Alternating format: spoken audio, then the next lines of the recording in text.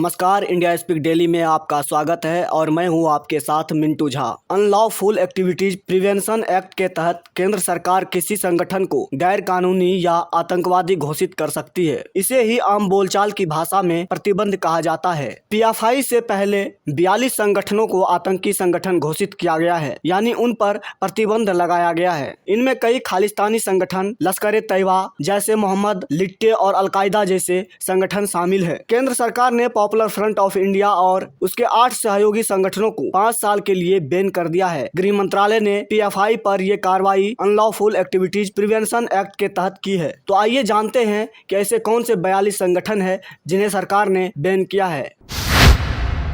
Babbar Khalsa international, Khalistan commando force, Khalistan Zindabad force, international Sikh youth federation, Lashkar-e-Taiba या पासवान ए अहले हदीस, जैश ए मोहम्मद या तहरीक ए फुरकान, हरकत उल मुजाहिदीन या हरकत उल अंसार या हरकत उल जिहाद ए इस्लामी या अंसार उल उम्मा, हिज्ब उल मुजाहिदीन या हिज्ब उल मुजाहिदीन पीर पंजाल रेजिमेंट, अल उमर मुजाहिदीन, जम्मू और Kashmir Islamic front, united liberation front of Assam यानी उल्फा, असम का national democratic front of Bodoland यानी एनडीएफबी, पीपुल्स लिबरेशन आर्मी यानी PLA,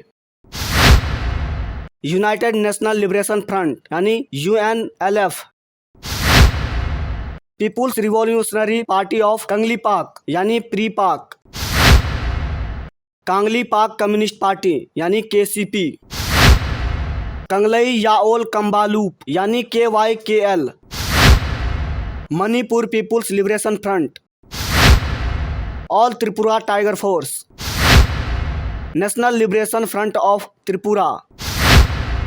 liberation tigers of Tamil Eelam यानी LTTE, students Islamic movement of India यानी सिमी, दीदार अंजुमन, भारतीय कम्युनिस्ट पार्टी या मार्क्सवादी लेनिनवादी, माओवादी कम्युनिस्ट सेंटर यानी एमसीसी, अल बदर, Jamiat ul Mujahideen, al Qaeda in Indian सब कॉन्टिनेंट, दुख्तारन ए मिल्लत यानी डीईएम, तमिलनाडु लिबरेशन आर्मी यानी टीएनएलए,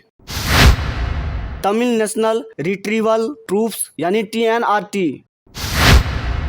अखिल भारत नेपाली एकता समाज यानी एबीएनईएस, संयुक्त राष्ट्र की prevention and suppression of terrorism list में शामिल संगठन, भारतीय कम्युनिस्ट पार्टी, माओवादी इसके सभी सहयोगी प्रमुख संगठन, इंडियन मुजाहिदीन इसके सभी फॉर्मेशन और फ्रंट ऑर्गेनाइजेशन, गारो नेशनल लिबरेशन आर्मी यानी जीएनएलए इसके सभी फॉर्मेशन और फ्रंट संगठन, कमतापुर लिबरेशन ऑर्गेनाइजेशन इसके सभी फॉर्मेशन और फ्रंट ऑर्गेनाइजेशन, इस्लामिक स्टेट या Islamic state of Iraq and Levant या Islamic state of Iraq and Syria या दाएश या इस्लामिक स्टेट इन खुरासान प्रांत यानी आईएसकेपी या आईएसआईएस, विलायत Khorasan, Islamic state of Iraq and the शाम खुरासान यानी आईएसआईएस के और इसके सभी संगठन, national socialist council of Nagaland और इसके सभी संगठन, खालिस्तान लिबरेशन फोर्स यानी केएलएफ, तहरीक उल मुजाहिदीन,